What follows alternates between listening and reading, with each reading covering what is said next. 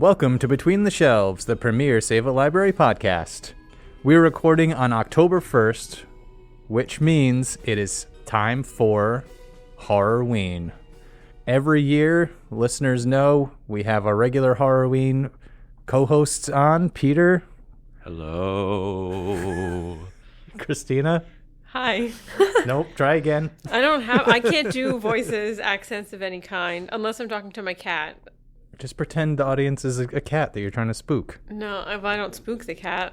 All right, fair enough. And joining us for the first Horror-ween is Lizzie from Teen Services. Welcome, Lizzie. Hello. Thank you. That's the spirit we're looking for. All right. So, Peter, do you want to cue us up? Let our listeners know what Horror-ween is, what it entails. Okay, so every October we do the Horror-ween Challenge, which is there's a list of different movie categories, horror movie categories, that for each movie you watch that fits into one of those categories, you get a raffle ticket. You can sign up on our website through the program calendar, or you can come in person and do it by paper. And then at the end of October, we do a raffle and give away $50 in movie tickets. Nice. Can there be multiple winners, or is it all one winner? It's all one winner. All right, nice. Is it open to teens as well? Sure. Okay. I'll let them know. I would see why not. Okay, so in this episode, we're going to be revealing those categories, all of the horror movie categories that you can watch, and we're going to be giving some recommendations for some of those categories, not all. Episode would be way too long if we stopped and talked about every single one. But we're all going to give some of our recommendations for some categories to watch. And I'm sorry if you already mentioned this, but you can watch a movie that can fill in multiple categories. Yes. And I just want to add, too, we have a display in adult services there's a brochure that has more suggestions, plus a bunch of Blu-rays and DVDs that you can take out that are horror movies that I picked. So, all right. We've laid all the groundwork, so let's get into it. So, Lizzie, you have the list of all of the horror categories. Should we just start at the top and work our way down? Yeah. All right. What's first? So the first one is takes place or was filmed in New York State. Okay. No recommendations for that one? I didn't have one for that one. Yeah, it's a tough category, but there's a lot out there. I have seen one, Scream 6. That was filmed in New York City. Okay. That was the only one I could really think of. Yeah, Amityville Horror, right? Right. Rosemary's Baby is set in New York. There are a lot of them. Cloverfield. Yeah, Cloverfield. Google it. Okay, the next category is vampire movie. I've got one for that. All right. So this actually fits a few categories. It's Nosferatu the Vampire from 1979. It's a remake. So that you'll hear that category coming up from the 70s, and it's a vampire movie. It was directed by the German director Werner Herzog and stars Klaus Kinski.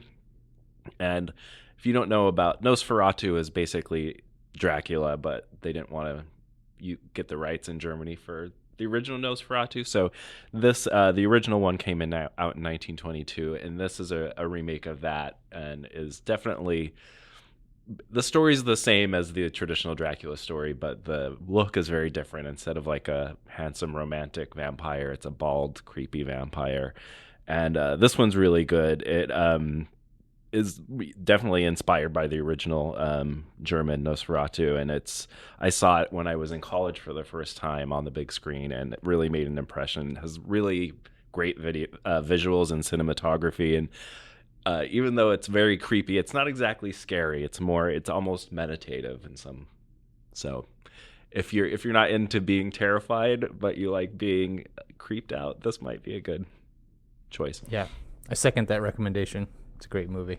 Did you watch the newest remake with Lily Rose Depp? Did you like it? Did it compare? I liked it. It's very different. I liked it more than Alex did, I think. But it's very different than that one. Yeah, wildly different. Wow, that's funny. It'd be interesting to watch all of them and compare them. Yeah. Next one? Next category. Okay. Zombie movie. I got one. Let's hear it. So this year is the 40th anniversary of The Return of the Living Dead, which was released in 1985. This is a really, really fun movie. It's the first of the Dead, official like kind of zombie canon movies that wasn't a George A. Romero movie. It's actually directed by Dan O'Bannon, who is more famous for being a writer. He co-wrote Alien, Heavy Metal, and Total Recall, I think, and a few others, many others. Anyways, I think this is one of maybe his only movie he ever directed, but it is really out there. I mean, it's very campy, it's very goofy, it's very gruesome and gory, but it's like all done in like a very fun way. I would not say this movie is like scary or trying to be philosophical like some of the other zombie movies were in the past. This one is just pure fun. It's just an absolute blast. It's probably the most fun you can have watching a horror movie, I think. The acting is not great, but it's not great in a fun way.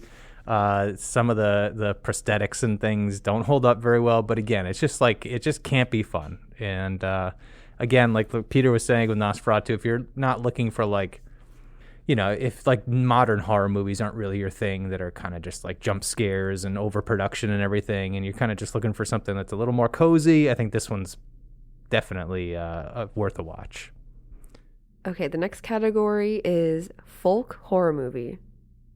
This wasn't one of my ones that I had anything prepared for, but I will recommend one really quickly. It's The Wailing. It's actually a Korean film, and I watched it in preparation for my own Horror-ween movie list. So I'm going to talk about it at the end of the month when we start talking about the movies we watched for this list, but I'll just throw that one out there. It's available on Kanopy too. I have that on my list to watch this year, but I haven't seen it yet. Okay, the next one is Stephen King adaptation. I've got one. All right. The one I am talking is The Dead Zone. It was directed by David Cronenberg, who I love, and stars Christopher Walken. It also fits the 80s category because it came out in 1983. And it's basically the plot is a man wakes up from a coma and realizes when he touches people, he can see their past, present, or future. And he starts to realize that there are dead zones when he has a vision of something horrible happened to his son and then it doesn't come true.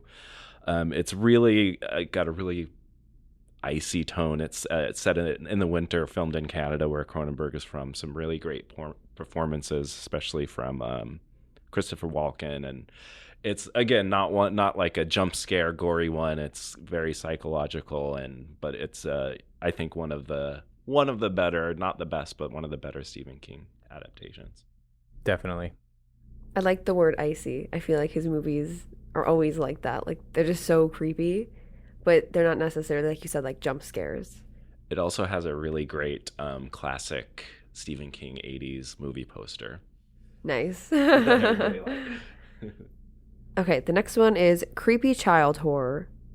I had trouble coming up with one for this one. I mean, there's Children of the Corn, obviously, but there are a lot of them. If you Google it, Poltergeist works. Uh-huh. yeah, that's true. But I can't think of a lot of. A more recent one is the one I think I'm going to watch for this is Bring Her Back that came out this year. I know that's a creepy little boy in there. That looked creepy. And there's that one. Is it Orphan or something? There's the girl. I haven't seen it, but I know it's a creepy girl. Yeah. There's plenty of movies out there to watch. Anyway. What's next? Movie from a horror series. I have one for this. Me too. Kristina, what do you got? I have VHS 2. So VHS is like an anthology series. You don't have to watch them all in order. The sort of only overarching theme is that each one is based around VHS tapes. And I guess each movie itself is sort of an anthology because it's usually 5 different segments tied together by a larger arc. So the story of this one is that 2 private investigators are searching for a missing student and they find a collection of VHS tapes and then they watch them. And so you're watching them with them. VHS 2 has my favorite segment of all of the VHS movies, which is called, I think, Alien Abduction Slumber Party. Sounds fun. It's super fun. All of the VHS movie, well, most of them, don't watch VHS Viral. Most of them are super fun, and it's like there'll be like ones with ghosts and then aliens. VHS 94 has a really fantastic one about a rat man who lives in a storm drain. Also. Why don't we have that category, Peter? Next time. Rat Man in a Storm Drain horror. Or rat. There are a few rat-themed horror movies. So specifically VHS 2. 2. I think, in my opinion, the most solid of them. Okay. I've only seen the first one. Do you know, is each like story done by a different director? Yes. Or, oh, that's cool. In some of them, it's like all English, and there'll be like one international also. Nice. I like that. Cool. VHS. All right. What do you got for this category, Lizzie? So mine was Paranormal Activity, the marked ones. I think that it's number like 5 or 6. I just watched the whole entire series. It was actually really good, surprisingly. It kind of held up the whole entire time. So this one is about 2 teenagers, Jesse and Hector. They live in kind of like an apartment building, and their neighbor beneath them, they just think is like kind of weird. She kind of does some weird stuff, and she ends up being murdered. So then they start like lurking in her apartment and finding all this creepy paranormal stuff that is kind of throughout the first few movies too. It kind of connects. And then obviously it's about like who ends up getting possessed and how they go from there. I thought that this one was great. It was my favorite one, I think, out of all of them. It was just a little different. The characters felt more realistic. At one scene, they're playing the Simon Says game with the different colors, and it starts malfunctioning, and that's how the demon starts communicating with them. And it's just super creepy. I thought they did a great job. So, yeah. Nice. I've never seen any of the Paranormal Activities. Neither have I, actually. They're actually pretty good. I'm surprised you haven't, Christina. I've seen every single. They're one. The first Paranormal Activity is one of my favorite movies of all time. Really? She was shaking her head in disappointment at us, not that she hadn't seen it. And they all connect in like different ways. I should be used to that reaction from Christina at this point. All right, cool. What's the next category? Demonic possession movie. I do have one that I didn't write about, but I have a recommendation. Annabelle Comes Home. It's the third one out of the Annabelle trilogy, I guess. I thought it was the most well done and the spookiest out of all of them.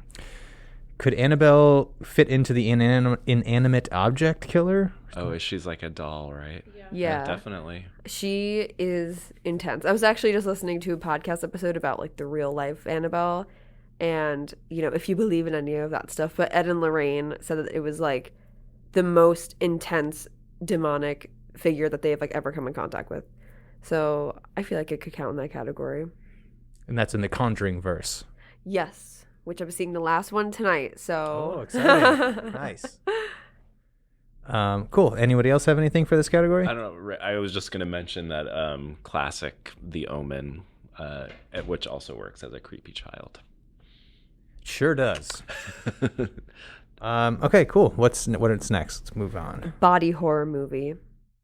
Strangely, even though I really like that category, I don't have one this year. I'm going to be watching Dead Ringers, I think, this year. I've never seen it. Looking forward to that. Okay, the next one is sci-fi horror. This is probably my favorite category, and I don't really have one to champion this episode. Yeah, I don't have one either. Just go see Alien if you haven't seen Alien. The next one is classic horror movie filmed 60s or earlier. I do have one for this category. I'm going to recommend The Birds by Alfred Hitchcock, 1963. I remember seeing this movie when I was very young and not understanding what it is about. And then rewatching it several years later, still finding it incredibly eerie and still not understanding what it's about. And then rewatching it every basically 5 years after that and still not really understanding what it's about, but still just being captivated by it. There's just something about this movie that is just so disturbing and creepy and eerie, and you just can't place it. You can't pin it down. I don't know. I'm sure, Peter, have you seen The Birds? Oh yeah, Alex, it's about birds that attack people. Oh. That's what it's about. But it's I'm like it's just Alfred kidding. Hitchcock, Yeah, so you're there's more to it expecting than it that. to have. Yeah, it's just I don't know. It's written by Daphne du Maurier yeah. too. So Yeah, Hitchcock did a lot of her. yeah. So if you're not familiar with it, it's about it takes place in San Francisco, I think, or somewhere thereabouts. And it's basically like what Peter said. It's birds just start attacking people at random, and it's kind of about just birds taking over and what it would be like if that would happen. It's just so bizarre and eerie. Like I don't know how else to describe it. And the soundtrack is fantastic. Like it's a lot of the movie doesn't have a score at all, and it just builds the tension so much because all you can hear are these birds just everywhere, and it's just so creepy. Check it out, The Birds. Okay, the next one is 80s horror movie. So I have one for this category. Friday the 13th, Part 3, specifically. This was obviously the third installment, and it picks up the day after the homicidal maniac, Jason Voorhees, steals some clothes and kills a local store owner. So I saw a really funny review that said, so this actually takes place on Saturday the 14th and not Friday the 13th. And, it's kind of the same story over and over where a group of teens, they go to a house near the Camp Crystal Lake, and, obviously he comes back and he kills them or, he's hunting them down. I like this one a lot because this was where he gets the iconic hockey mask. In the first two movies, he actually doesn't have it. So for some reason, I thought that he had it in all of them, but it's actually just the third one where it starts. He steals it from one of the teens that he kills. And that's kind of like the symbol, on like all the merchandise or on all like the posters. That's like the most iconic one. And I thought this was the creepiest so far. I'm watching all of them too. So far this was the creepiest because the actor is so tall. He must be like 7 feet tall. And there's just these clips of him coming out of nowhere and running. And it is just so scary because he's just this like huge man. And Kane Otter. yeah, I thought it was really well done. So yeah. All right. Friday the 13th, Part 3. Yes. I know I've seen that, but I can't remember which one it is because they all kind of blend together. Friday the 13th is a blind spot for me. I haven't seen any of them. I also haven't seen any of them. I've been working my way through the Halloweens and Nightmare on Elm Streets, but I'm saving Friday the 13th for last. Playing the original Friday the 13th at AMC Theaters on next Wednesday. Oh. And today they're playing the original Nightmare on Elm Street, which if I were the type of person that did things at night on weeknights, I might go to it. All right, let's move on. Okay, the next one is 70s horror movie. Anyone have one for this? I don't have a separate one, but the Nosferatu the Vampire does count. That's true. Because it's from the 70s. Okay, holiday-themed horror movie. I don't think I've ever even seen, I was saying this before, I've never even seen a holiday-themed horror movie. There are a lot of them. There's Valentine's Day, Christmas. There's Would Halloween count? Thanksgiving. Halloween counts, yeah. It is on Halloween. The next one is slasher film. I have one. Okay. Scream Part 3. It was the last installment of the Scream trilogy. It's set in Hollywood where Stab 3 is being shot. And, same plot, the killer comes back. But I thought it was really cool how they're fighting on set and it's a replica of the house from the first Scream. So they're having like the same battle in the same house. And I just think that those movies are so great. It's a clever way to redo it. Like yeah. When you say trilogy, did they reboot it in the fourth one, like the series or something? Yeah, I believe so. I believe it was just meant to be 3, and then I think the fourth one, the cast changes. I think that Sid is still in it up until the 6th one, and then she drops for the 6th one. So it's kind of like they're kind of related, but I think it's mainly focused on a new set of people after the third one. Copycat killers. Yeah. The fourth one, I believe, has Hayden Panettiere in it. It's a very everyone from who you would want in it is in it. Like they were like, we actually can't make a Scream without like are stars. Yeah. So it's not about Sid, but it is about Sid. It always ties back to her. Yeah. All right. Okay, the next one is killer animal horror. I have one for this, probably. So the movie is The Bay. Since all of mine are found footage, just... So the summary is, chaos breaks out in a small Maryland town after an ecological disaster occurs. So it's a movie about the Chesapeake Bay being polluted, essentially. And in terms of like found footage movies, I think this one is pretty original. It is more like, for like the first 45 minutes, like a documentary about ecological disasters. And then bad things start happening. The actual killer is giant lice from the ocean. Didn't see that coming. No. That's an animal. I asked Peter at first when I was like trying to think of one. I was like, oh, I think it was a virus. And then I was like, oh my God, no, it's giant bugs. So like how giant are we talking? Like Godzilla giant? No, like dog size. Oh, okay. That's big enough still. That's big enough. If you like your giant bug movies, it's a pretty good one. Nice. I guess werewolves would technically fit in this category, right? Or are they kind of like a fantasy? More like what's it? Like Bigfoot, kind of a crypto. Yeah. Cryptozoological. Like almost like a mythical animal. Yeah, mythical animal. Yeah. All right. Nice. The next one is Yuppie Nightmare Home Invasion. This is one of my favorite categories, but I didn't bring a recommendation for this. I don't have one this year. But...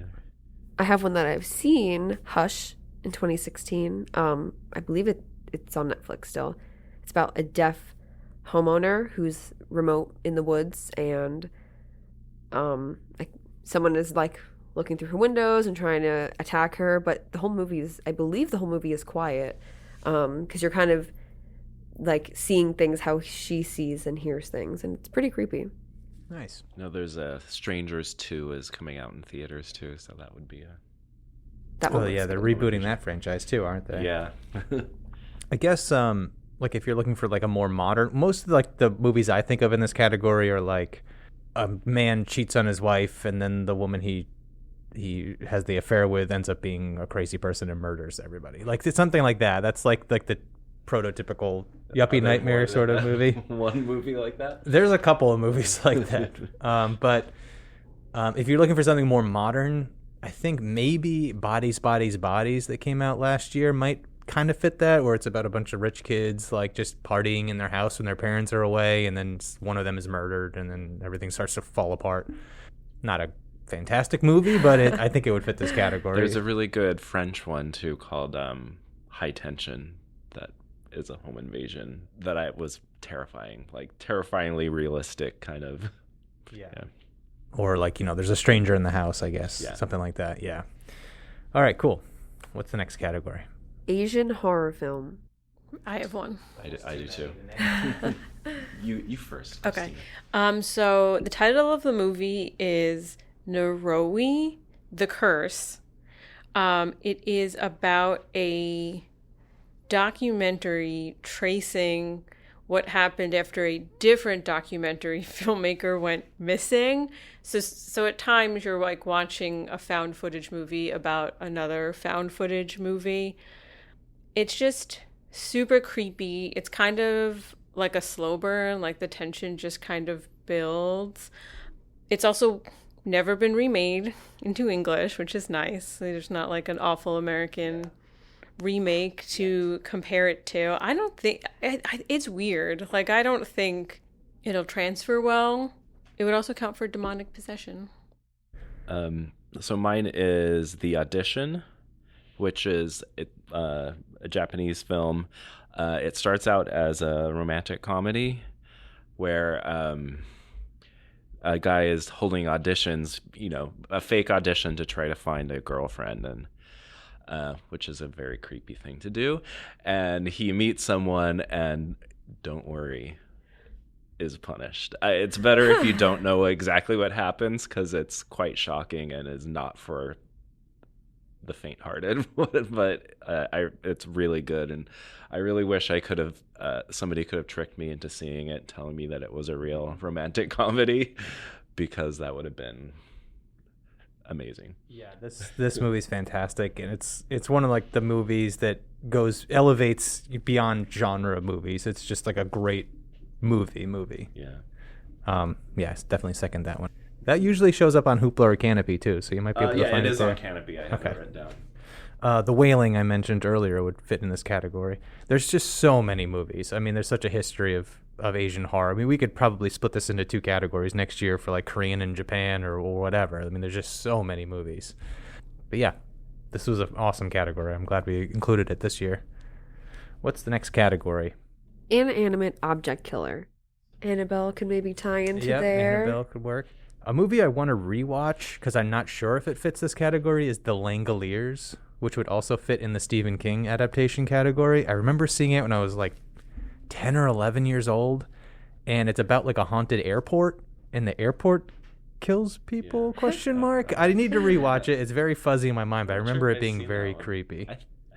It was a double feature with Invasion of the Body Snatchers. I remember that. Wow, that's crazy. My classic recommendation for this one is Phantasm, which is a very literal inanimate object killer, weird flying ball. Weird, creepy butler dude. Yep. You always need a weird horror movie to balance everything out. All right, let's move it along here. Okay, the next one is horror comedy movie. I have one for this. It's Spree, which I think I briefly talked about last year, but it's about a rideshare driver who really wants to go viral, and his plan to do so is to live stream picking people up and murdering them. It stars Joe Keery, and I think this was made in 2020 when like couldn't really make too many movies, but it's so good and it's so funny. Like, he is not good at this. Like, he is live streaming him literally murdering people and is getting away with it all day because nobody cares. Nobody's watching this whole thing. So, like, it's just so funny. I like that one a lot. I gotta check this out. Yeah, you that mentioned one. it last year. I remember thinking, oh, that sounds interesting. I thought it was actually kind of scary at some points, too. Like, it's very, like when he kills some people, it's, like, really intense for a few seconds. But he's just such a great actor. Yeah. All right. Spree. It's on Hoopla. Oh, that's good to know. The next one is found footage horror movie, which I guess Christina's could. Thing I've recommended already. You didn't waste another one of your recommendations in this category? No. Okay. I could go on for days, though. There's just so many. Yeah. But I didn't bring any for this episode. Either. The next one is ghost movie. I've got one for this. I have one too. Oh, me too. All right. Who wants to go first? You go first. All right, I'll go first. The movie I am recommending for Ghost Movie came out this year, technically last year, but it got a wide release this year. It's called Presence by Steven Soderbergh.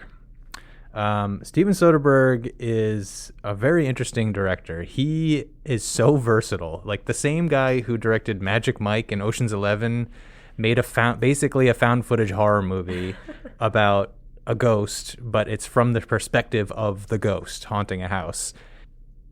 I would say it's still a horror movie. The ghost is not the horror part, the horrific part of the story. I don't want to spoil anything.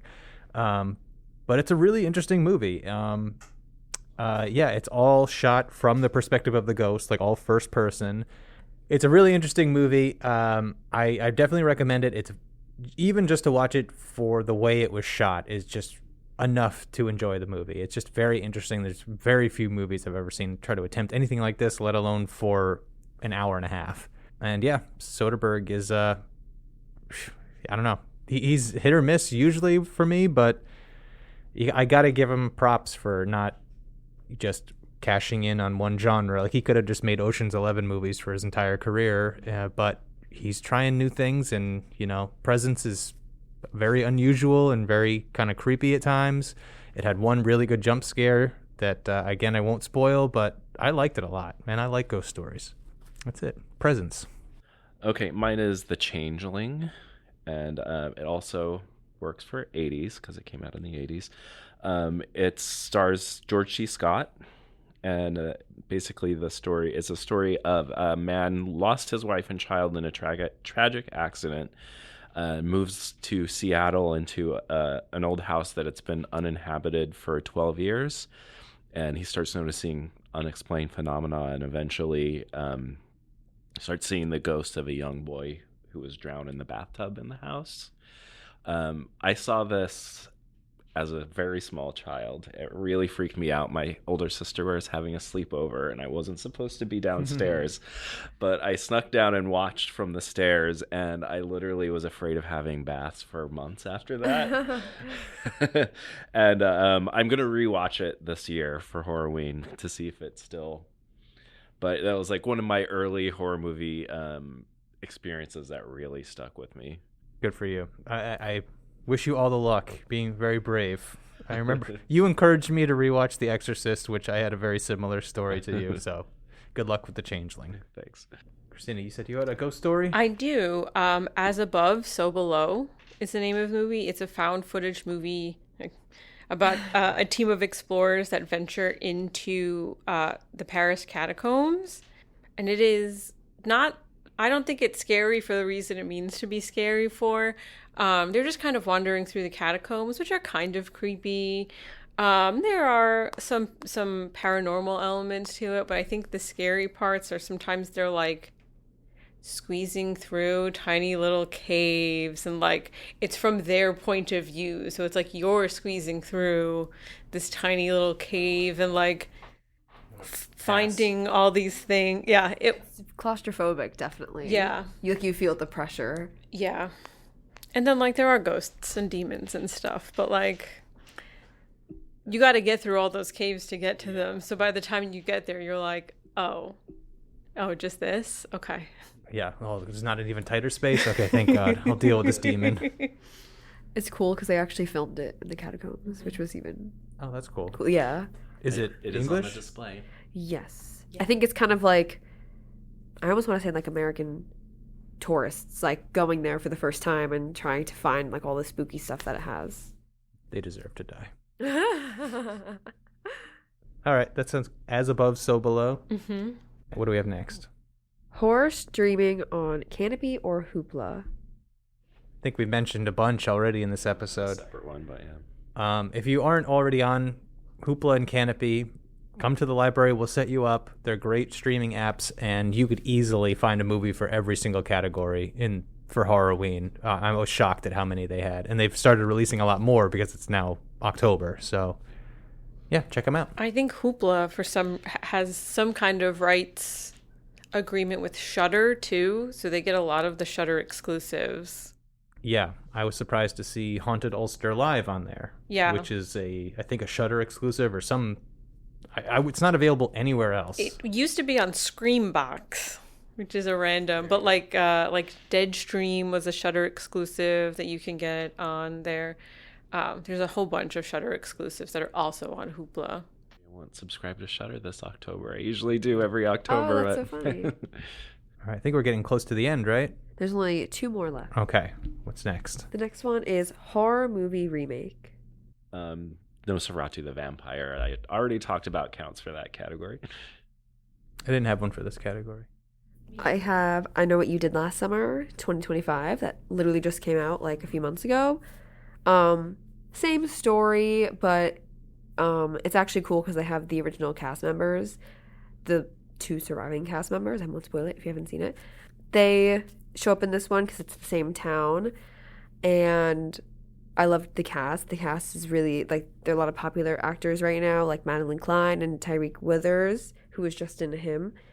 And there was a lot of nods to the first couple movies, too, so I liked that. I mean, you didn't have to see them to know what was kind of going on, but it was a nice nod to certain things. Like, they had Helen's float from the parade for the Croaker Queen, and they mentioned going to the island in the second movie, so...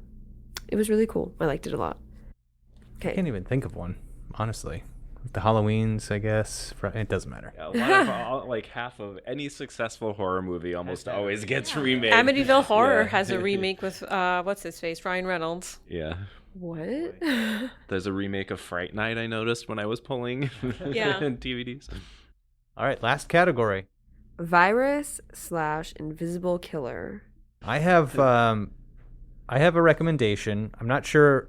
Well, you'll tell me if it fits in this category or not. My recommendation is It Follows from 2014. Has anyone seen this? It's about a young woman is followed by an unknown supernatural force after a sexual encounter.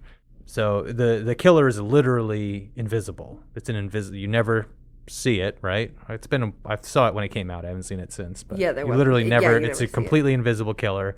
It's really well directed. I remember the score, everything. It's just like looks great. It builds the tension extremely well for something that they never show and they never set it up like it's something that's hiding in the shadows. They never say like this is an actual monster and you're going to see it eventually. It's just always invisible. So he's the director. I forget his name, escapes me at the moment, but he's able to pull off that trick well. Definitely counts. It's an interesting movie because it makes the subtext of every horror movie from like the 70s and 80s overt.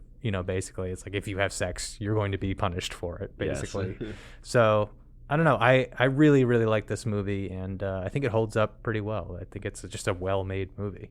Yeah, I have it on my list for this year. I haven't seen it yet, but I'm planning to watch it this year. There you go. No viruses. I couldn't think of a virus. It's I mean, kind of a lot of virus. zombie, It's like a STD. sexually transmitted curse. Yeah. That's what I thought. I was like, is it just like supposed to mean like STDs? Like they It keep going could be, on yeah. and on. I mean, And it could be like an allegory for AIDS or something. Yeah. It's I guess like a lot of zombie movies would probably fit in this category too. Oh yeah, that's one of the new 28 years later. That zombie universe is very specific that it's a virus, not It's the rage dying virus. and coming back to life. It's a virus. So any of those 28 movies would count too. All right, I think we've hit all the categories. So, Peter, do you want to recap for us what our listeners have to do to compete in the Horror-ween Challenge? You can do it online if you go to our online calendar. It's going to be in the email blast going out on Friday to a link. And you can fill it out through a Google form, or if you'd rather do it in paper form, we have sheets with all the categories that you can pick up in adult services. And if you need ideas, we have a display in adult services too you can take a look at, or you can speak to one of us. Just come find us. We're more than happy to talk about horror movies.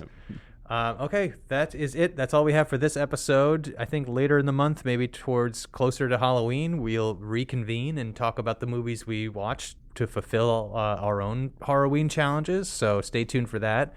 And thank you, Peter, Kristina, and Lizzie, for joining me this week. Welcome. Thanks for having me. And listeners, we'll check you next time between the shelves.